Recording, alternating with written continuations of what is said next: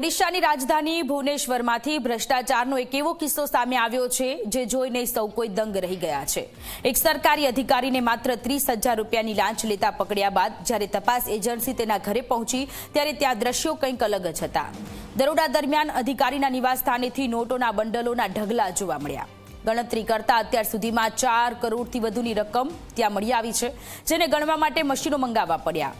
રોકડની સાથે સાથે મોટા પ્રમાણમાં સોનું અને કિંમતી દસ્તાવેજો પણ જપ્ત કરવામાં આવ્યા છે।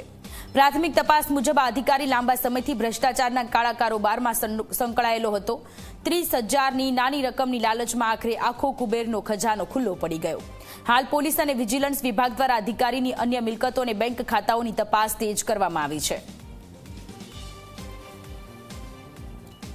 તો ઓડિશામાં એક સરકારી અધિકારી કે જે લાંચ લેતા ઝડપાયો, 30,000 રૂપિયાની લાંચ લેતા ઝડપાયો અને જ્યારે તેના ઘરે તપાસ કરવામાં આવી ત્યારે અધધ સોનું અને રોકડ રકમ મળી આવી છે, જેની કિંમત અત્યાર સુધીમાં 4 કરોડ રૂપિયા થઈ છે અને હજુ પણ આ ગણતરી યથાવત જોવા મળી રહી છે। ઘરે દરોડા પાડવામાં આવતા આ મળી આવ્યા છે, ઘણા બધા દસ્તાવેજો પણ મળી આવી છે।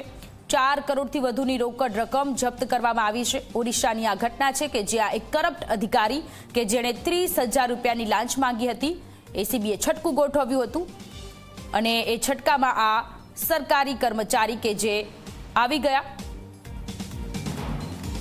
તો બીજી બાજુના આ દ્રશ્ય છે એ તમે જોઈ રહ્યા છો કે આ એ અધિકારી છે કે જેના ઘરે રેડ કરવામાં આવી। આ એ અધિકારી છે કે જેણે 30,000 રૂપિયાની લાંચ લીધી, 30,000 રૂપિયાની લાંચ લીધી અને ત્યાર પછી તપાસ કરવામાં આવી। તેના ઘરે જ્યારે તપાસ ટીમ પહોંચી ત્યારે 4 કરોડ રૂપિયા અત્યાર સુધીની જે ગણતરી થઈ રહી છે 4 કરોડ અને હજુ પણ આ આંકડો વધી શકે છે।